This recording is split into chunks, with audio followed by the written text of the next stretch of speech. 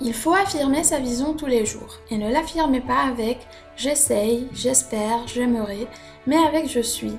Je suis a une force créatrice. Peu importe ce à quoi vous attachez « je suis », vous le deviendrez. Les gens disent « je suis fauché »,« je suis seul »,« je suis confus » et de cette manière, ils s'assurent de l'être. Affirmez votre vision tous les jours et juste parce que quelqu'un d'autre n'arrive pas à avoir votre vision, ça ne veut pas dire qu'elle n'est pas puissante. Ne jugez jamais votre clarté selon la réaction des autres. Clarifiez votre vision. Sachez ce que vous faites, pourquoi vous le faites et comment vous le faites. Et parfois, le comment ne se montre que quand vous en aurez besoin. N'attendez pas le comment avant de commencer à poursuivre votre vision. Parfois, il suffit de se lancer à l'aveuglette en avançant un pied devant l'autre, engagé et dépassant ses peurs. La vision va se déployer au-delà de tout ce que vous avez pu imaginer. Pour supporter votre vision, au lieu de supplier et d'implorer, restez calme, immobile et silencieux, et écoutez. Faites-en votre pratique spirituelle quotidienne. Écoutez l'instruction au lieu d'implorer pour la direction. Peu importe ce que vous faites, si vous n'aimez pas ce que vous faites ou si 3 jours sur 5 vous vous plaignez plus que vous ne bénissez, si vous voyez continuellement ce que vous n'avez pas et ce que les autres ne font pas, sauvez-vous. Prenez un jour de la semaine, par exemple le mercredi. Durant cette journée, vous ne pouvez pas vous lamenter, vous plaindre ou critiquer. Et à chaque fois que vous le faites, vous devrez mettre une pièce dans un bocal. Vous allez être surpris car vous n'êtes pas conscient de combien de fois vous vous lamentez, vous vous plaignez et vous critiquez par jour. Nous devons arrêter de nous lamenter à propos de ce qui n'est pas en train d'arriver, ce qu'on n'a pas, ce qu'on ne peut pas faire et ce que quelqu'un d'autre n'a pas fait. La vérité vous évitera tous les drames et les malentendus. Si vous êtes renvoyé, ça ne veut pas dire que c'est la fin de votre vie professionnelle, ça veut seulement dire que vous êtes à présent ouvert à de nouvelles opportunités. Si quelqu'un vous rejette, ça ne veut pas dire que quelque chose ne va pas chez vous, mais que ce quelqu'un n'est pas la bonne personne pour vous. Les mots d'ordre sont la confiance, la foi et la simplicité. Refusez l'échec, et si ce que vous faites semble vous mener vers un échec, faites autre chose. Ceci peut vouloir dire que vous allez devoir marcher pieds nus, demander de l'aide, abandonner quelque chose, peu importe, refusez l'échec. On veut toujours avoir raison. Comme si admettre d'avoir tort était fatal. Si on regarde autour de nous et quelqu'un d'autre nous défie, on a tendance à abandonner nos croyances.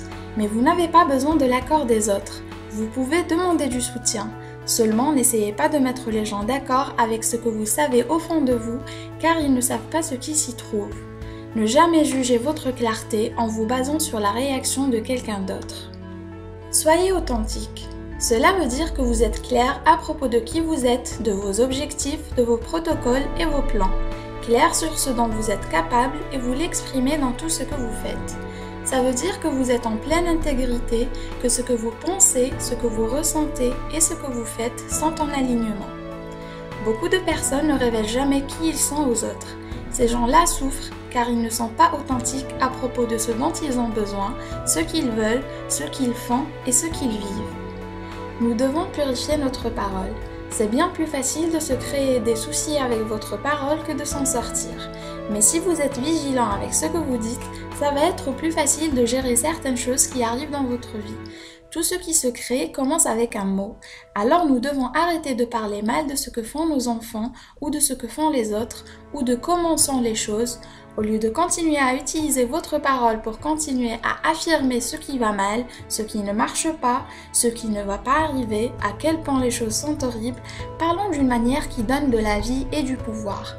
Parlez des choses d'une manière qui vous aidera à y voir un chemin qui vous mènera vers ce que vous désirez, au lieu de l'affirmer comme c'est maintenant, car maintenant n'est que temporaire. Combien de temps consacrez-vous à votre bien-être? Où vous êtes en accord avec vous-même, prenant soin de votre corps et de votre esprit, où vous vous parlez et vous êtes très clair à propos de ce que vous voulez. Écoutez votre propre voix et honorez vos propres émotions. Et seulement quand vous serez capable de faire ça pour votre propre personne, vous saurez le faire pour les autres, car on ne peut pas donner ce qu'on n'a pas. Soyez clair à propos de qui vous êtes et ce dont vous êtes capable à tout moment. Soyez clair à propos de ce qui compte pour vous, de vos valeurs, ce que vous allez faire et ce que vous n'allez pas faire, ce que vous pouvez faire et ce que vous ne pouvez pas faire. Quand Yan La a écrit son premier livre et qu'elle faisait des conférences, son ami lui a demandé Y en là, sois clair à propos de qui tu es. Es-tu un écrivain qui fait des discours ou un orateur qui écrit des livres? Parfois, quand on fait beaucoup de choses à la fois, on pratique chacune mais on ne maîtrise aucune. Et sa réponse fut « Je ne suis ni l'un ni l'autre. Ceci est quelque chose que je fais et non ce que je suis. » Soyez clair à propos de qui vous êtes, car qui vous êtes est un état interne.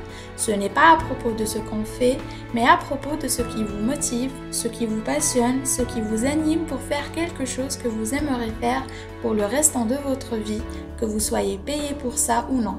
Ce qui vous importe, ce que vous valorisez, c'est qui vous êtes. Beaucoup d'entre nous sont clairs sur ce que nous faisons, mais pas sur qui nous sommes en le faisant.